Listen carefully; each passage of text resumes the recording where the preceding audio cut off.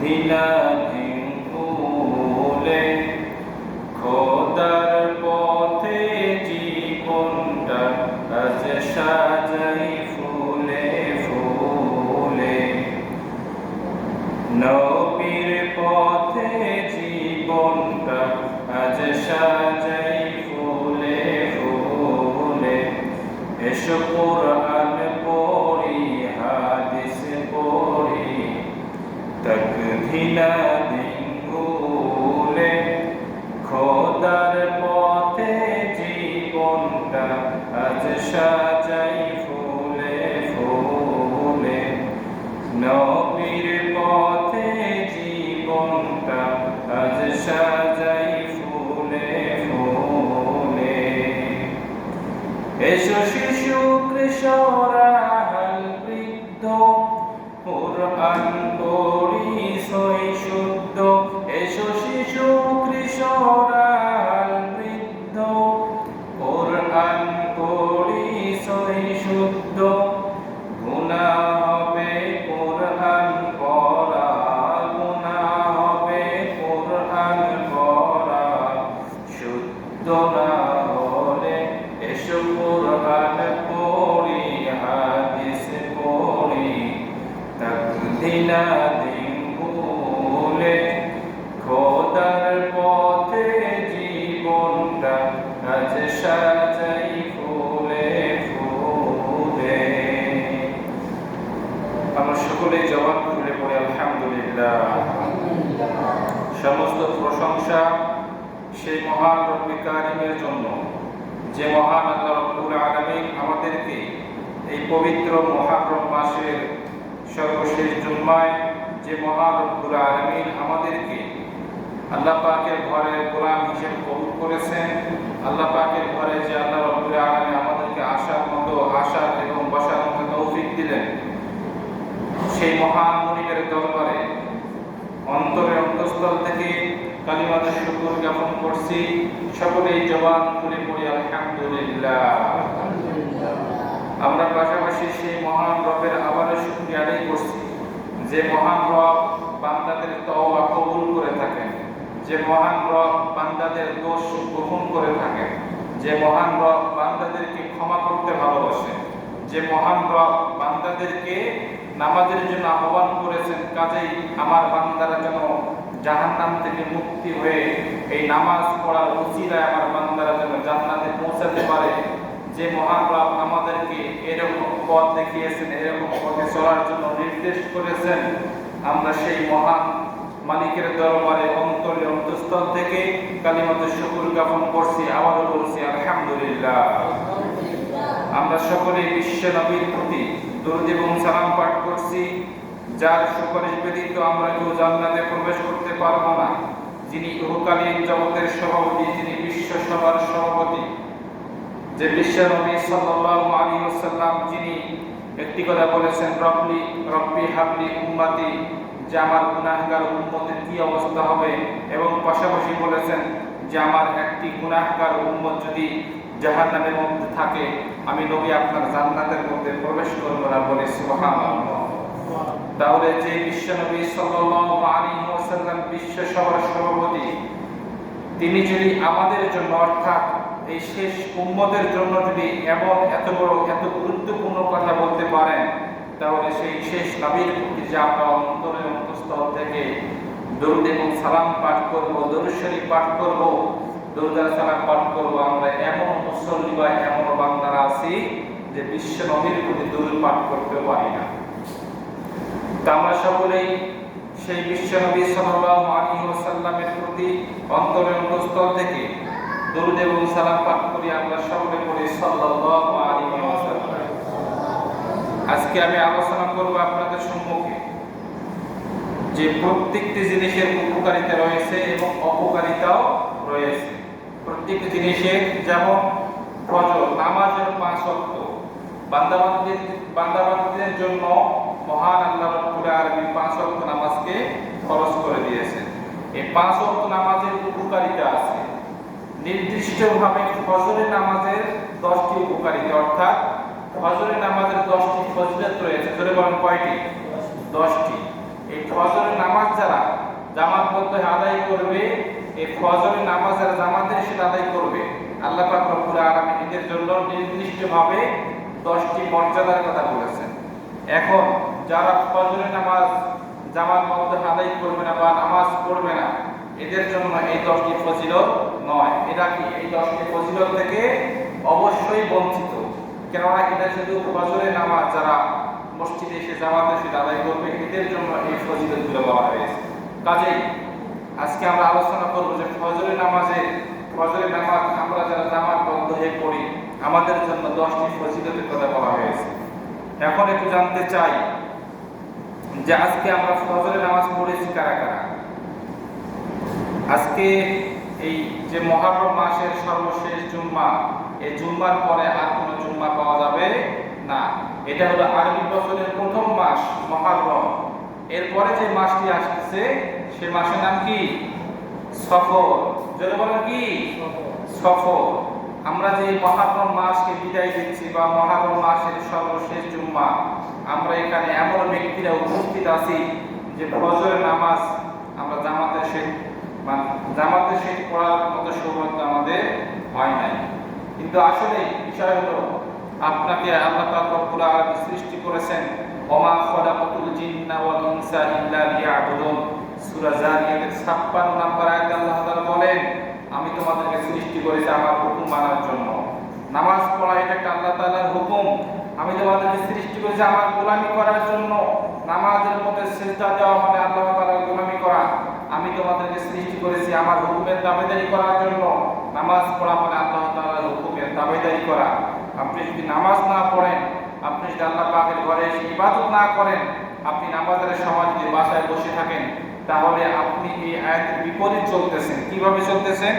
যে আল্লাহ তাআলা সূরা জারিয়াতের 56 নম্বর আয়াতে বলেন, তোমরা আমার ইবাদত করো। মসজিদে এসে নামাজ আদায় করলেই আল্লাহ তাআলা ইবাদত হয়ে যায়। তোমরা আমার গোলামি করো, তোমরা আমার কাছে মাথা নত করো।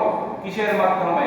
যে মানুষের সামনে আমি দাঁড়িয়ে আছি, মাথা নিচু করে দিলাম আর মাথা নত হয়ে গেল? জি না। আল্লাহ তাআলার কাছে, মহান রবের কাছে আমাদেরকে মাথা নত করতে হবে একমাত্র নামাজের মাধ্যমে। নামাজের মাধ্যমে আমাদেরকে মাথা নত করে আল্লাহ পাকের কাছে আমাদেরকে নত হতে হবে। মাথা নত করার মাধ্যমে, মাথা নত করে এটা প্রমাণিত করে আল্লাহ তাআলার কাছে আমাদেরকে মাফ চাইতে হবে এবং আল্লাহর ঘরে এসে আমাদেরকে ইবাদত করতে হবে। এখন আমরা মাথা নত করব কিভাবে? দুনিয়ার কোনো জায়গায় মাথা নত করা যাবে না, একমাত্র নামাজ ব্যতীত। আমরা যদি নামাজ পড়তে আসলে আমরা যখন রুকুতে যাব, তাহলে আমাদের মাথাটা অবশ্যই কি হবে? নত হবে। এই মাথা নত হওয়া মানে আল্লাহ পাকের প্রশংসা জ্ঞাপন করা এবং আল্লাহ পাকের ইবাদত বন্দেগী করা। সিজদা দেওয়া মানে আল্লাহ পাকের গোলামি করা। সূরা জারিয়াতের 56 নম্বর আয়াতের সঙ্গে আপনার জীবনের প্রত্যেকটা সাবজেক্ট এই সূরা জারিয়াতের 56 নম্বর আয়াতের সঙ্গে মিলে গেল। আর আপনি যদি নামাজ না পড়লে আপনার মাথাও নত হবে না, আর নামাজ না পড়লে আপনি সিজদাও দিবেন না। সিজদা দেওয়া মানে গোলামি করা। এই নামাজ না পড়ার কারণে আপনি সিজদা থেকে বঞ্চিত, তার মানে আপনি আল্লাহ তাআলার গোলামি থেকে বঞ্চিত। এই নামাজ না পড়ার অর্থ হলো যে আপনি আল্লাহ পাকের কাছে আপনার মাথা নত হচ্ছে, আপনি সিজদা থেকে বঞ্চিত, তার মানে আল্লাহ তাআলার এই কোরআনের এই 56 সূরা জারিয়াতের 56 নম্বর আয়াত থেকে আপনি অবশ্যই বঞ্চিত। আমি যদি নামাজ না পড়ি, আমিও এই আয়াত থেকে অবশ্যই বঞ্চিত। কিন্তু আসলে এই আয়াত থেকে বঞ্চিত হওয়া যাবে না। আমাদের সকলকে এই আয়াতের মধ্যে এই আয়াতের অন্তর্ভুক্ত হতে হবে। এই আয়াত পড়তে হবে, ব্যাখ্যা করতে হবে এবং এই আয়াতের ব্যাখ্যা আমাদেরকে জানতে হবে। এই আয়াতের যদি ব্যাখ্যা না জানি তাহলে বড় সমস্যা। তাহলে ফজরের নামাজের 10টি উপকারিতা। 1 নম্বরে যেটা বলা হয়েছে, ফজরের নামাজ মুনাফিক এবং মুমিনদের মধ্যে পার্থক্যকারী। কেননা বিশ্বনবী সাল্লাল্লাহু আলাইহি ওয়াসাল্লাম বলে, এই ফজরের নামাজ আদায় করা এটা মুনাফিকদের জন্য খুবই কষ্টকর ব্যাপার। ফজরের নামাজ আদায় করা এটা হাদিসে এসেছে ভাই। ফজরের নামাজ আদায় করা এটা মুনাফিকদের জন্য অত্যন্ত কষ্টকর। দেখবেন যে ফজর আর ইশার নামাজের কথা বলা হয়েছে। এই ফজর আর ইশার নামাজ দেখবেন যে ফজরের সময় যখন হয়ে যায়, তখন দেখবেন যে অলসতা আমাদের বেড়ে যায়। ফজর যখন এসে যায়, যখন আযান কানের মধ্যে পড়ে, তখন মনে হয় যে আর একটু পরে যাই। কিন্তু এটা এই লক্ষণটা কিন্তু ভালো লক্ষণ নয়। ফজরের আজান আপনার উচিত ছিল আজানের আগে থেকে মসজিদে আসার জন্য তৈরি হওয়া, আজানের আগে থেকে মসজিদে আসার জন্য প্রস্তুতি গ্রহণ করা, আর আজান হওয়া মাত্র মসজিদে আসা, এটা আমার জন্য উচিত ছিল। কিন্তু এই আজান হওয়ার পর আমরা অনেকে কি করি, যে শুয়ে থাকি, যে আর একটু পরে যাই, বা 5 মিনিট সময় আছে আর 10 মিনিট পরে যাই, এরকমটা যদি আমরা মনে করি, এরকম মনে করতে করতে এদিকে দেখবেন যে আপনার ফজরের জামাতের সময় পার হয়ে গেছে। এদিকে আপনাকে শয়তান ধোঁকা দিতেছে, শয়তান ওয়াসওয়াসা দিতেছে, আর এদিকে শয়তান আপনাকে বলতেছে যে আর একটু পরে যা, আর 1 মিনিট পরে যা, আর একটু পরে উঠ। এরকম ভাবে শয়তান আপনাকে আরাম দিচ্ছে এবং আপনাকে শয়তান ধোঁকা দিতে আছে। আপনি শয়তানের ধোঁকায় পড়ে আপনি সেখানে শুয়ে আছে আপনার বাড়ির বিছানার মধ্যে। কিন্তু এটা হচ্ছে মুনাফিকের একটা আলামত। এটাকে বলা হয়েছে মুনাফিকের আলামত। মুনাফিকের আলামত কি? যারা ফজর এবং ইশার নামাজের মধ্যে আসতে দেরি করে বা আসে না, এটা হচ্ছে মুনাফিকের আলামত। তাহলে মুমিন এবং কাফিরদের মধ্যে পার্থক্যকারী কি? ফজরের নামাজ। অর্থাৎ আমাদের সকলকে ফজরের নামাজ জামাতের সাথে অবশ্যই আদায় করতে হবে। আজান কারার মধ্যে যদি পড়ে থাকে তাহলে অবশ্যই মসজিদে আসবেন। অসুস্থ হয়েছেন, বাসায় পড়ে নেন, কিন্তু আপনার পক্ষে যদি মসজিদে আসা সম্ভব হয় তাহলে আপনি মসজিদে এসে অবশ্যই নামাজ আদায় করবেন। আর যদি মসজিদে আসা সম্ভব না হয় তাহলে আপনি বাসায় পড়বেন, কিন্তু নামাজটা কখনো মিস্টেক করা যাবে না। কেননা আপনি সুস্থ আছেন, আমি সুস্থ আছি। এই সুস্থ থাকার পরে যদি আমি নামাজ না পড়ি তাহলে আল্লাহ তাআলা আমাকে কঠিনভাবে পাকড়াও করবে। যেমন হযরত ইয়াকুব আলাইহিস সালাম, তিনি 18 বছর অসুস্থ ছিলেন। 18 বছর অসুস্থ থাকার পরেও তিনি এক ওয়াক্ত নামাজ কাজা করেন নাই। তিনি 5 ওয়াক্ত নামাজই পড়েছেন এবং আল্লাহ পাকের শুকরিয়া জ্ঞাপন করেছেন। তার শরীরে একটা পোকা লেগেছিল, তার শরীরের মধ্যে পোকা লেগেছিল। শরীর থেকে যখন পোকা দূরে সরে যেত, সেই পোকাগুলো নিয়ে এসে আবার শরীরের মধ্যে লাগাই দিতেন এবং বলতেন যে আল্লাহ তাআলা হয়তো এটার মধ্যে কামিয়াব হয়েছে, এটার মধ্যে হয়তো মঙ্গল রয়েছে। এরকম ভাবে তিনি 18 বছর অসুস্থ ছিলেন, তবুও কি কাজা করেন নাই? নামাজ কাজা করেন নাই। শেষ পর্যন্ত তার জিহ্বার মধ্যে যখন তার জিহ্বার মধ্যে যখন ঘা হতে শুরু হলো, তার জিহ্বার মধ্যে যখন পোকা লাগতেছে, তখন তিনি আল্লাহ পাকের কাছে বলেছেন, রব্বুল আলামিন, আমি আপনার এই দেওয়া জিহ্বা নামক নিয়ামত দিয়ে আমি আপনার প্রশংসা জ্ঞাপন করি, নামাজ আদায় করি, কিন্তু শেষ পর্যন্ত আমার এই জিহ্বার মধ্যে ঘা হইতেছে, পোকা লাগতেছে। এই জিহ্বার মধ্যে যদি আমার পোকা লাগে তাহলে আমি আপনার ইবাদত করব কিভাবে? হে মালিক, আপনি আমার জিহ্বাটা ভালো রাখেন, এদিকে সমস্ত শরীরটা অসুস্থতা দিয়ে আপনি ভরাই দেন, কিন্তু আমার জিহ্বাটা ভালো রাখলে আমি মসজিদে গিয়ে নামাজ আদায় করতে পারবো, আমি আপনার প্রশংসা জ্ঞাপন করতে পারবো। তাহলে আপনি একটুবার চিন্তা করেন, আপনার জিহ্বা সুস্থ আছে, আপনার হাত বা শরীরের অঙ্গ প্রত্যঙ্গ প্রত্যেকটি জিনিস আপনি আপনার সুস্থ রয়েছে, এরপরে আপনি মসজিদে আসলেন না, এরপর আমি মসজিদে আসলাম না, তাহলে কাল কিয়ামতের ময়দানে যখন আপনি অসুস্থতার অজুহাত দেবেন, তখন আল্লাহ তাআলা হযরত ইয়াকুব আলাইহিস সালামকে আপনার সামনে হাজির করানো হবে যে দেখো বান্দা, আমার এই হযরত ইয়াকুব আলাইহিস সালাম বান্দা ছিল এবং তুমি আমার বান্দা, সেও আমার বান্দা, তুমিও আমার বান্দা। ও 18 বছর অসুস্থতার মধ্যে ছিল, এরপরও নামাজ আদায় করেছে। আর তুমি কি অসুস্থ ছিলা? যখন বলে হ্যাঁ আমি অসুস্থ ছিলাম, তখন আমার শরীরের অঙ্গ প্রত্যঙ্গ সাক্ষী দিবে যে না, অসুস্থ ছিল না, আপনাকে মিথ্যা বলতেছে। এই মিথ্যা বলার কারণে মহান আল্লাহ পাক রব্বুল আলামিন আমার জবানের মধ্যে মোহর মেরে দিবেন, তখন আমি এখন কথা বলতে পারবো না, তখন আমার কথা বলা সত্যি শেষ। তখন আমার শরীরের অঙ্গ প্রত্যঙ্গ কি করবে? কথা বলবে। যদি নামাজ না পড়ে থাকি তাহলে বলবে হ্যাঁ নামাজ পড়ে নাই, নামাজের সময় দুনিয়াবি কাজের মধ্যে ব্যস্ত ছিল, স্ত্রী সন্তান নিয়ে ব্যস্ত ছিল, দোকানদার নিয়ে ব্যস্ত ছিল, এরকম ভাবে বলা হবে। সুতরাং হযরত ইয়াকুব আলাইহিস সালামের এই ঘটনা শুনে আমাদের সকলের শিক্ষা নেওয়া উচিত, আমাদের প্রত্যেকের শিক্ষা গ্রহণ করা উচিত যে আল্লাহ আমাকে কতটা সুস্থ রেখেছেন, তিনি আমাকে কতটা ভালো রেখেছেন, এরপর আমি নামাজ পড়ছি না, আল্লাহ আমাকে অবশ্যই কি করবে? পাকড়াও করবে, আল্লাহ আমাকে অবশ্যই ধরবে। কিন্তু আল্লাহ তাআলা ধরা বড় কঠিন। আল্লাহ তাআলা যখন আমাকে ধরবে তখন আর কোনো বাঁচার কোনো উপায় থাকবে না। এরপরে যেটা বলা হয়েছে 2 নম্বরে, বিশ্বনবী সাল্লাল্লাহু আলাইহি ওয়াসাল্লাম বলেন, যে ব্যক্তি ফজরের নামাজ আদায় করবে ওই ব্যক্তি ওই দিন অর্থাৎ আগামীকাল ফজর আসা পর্যন্ত বিশ্বনবী বলেন ওই ব্যক্তি আল্লাহ তাআলার জিম্মায় চলে যায়। সুবহানাল্লাহ সবাই। তাহলে আজকে আমি ফজর করলাম জামাতের সহিত, আগামীকাল ফজর আসা পর্যন্ত আমি কার জিম্মায় চলে গেলাম? আল্লাহ তাআলার জিম্মায় চলে গেলাম। আল্লাহ তাআলার জিম্মাদারির উপরে আর কোনো জিম্মাদারি নাই, এটা সবচেয়ে বড় জিম্মাদারি। তাহলে আমরা আল্লাহ তাআলার জিম্মাদারির মধ্যে চলে গেলাম, এর মধ্যে যদি আমাদের মৃত্যু হয়ে যায় তাহলে আমরা শাহাদাতের মর্যাদা লাভ করব, বলি সুবহানাল্লাহ।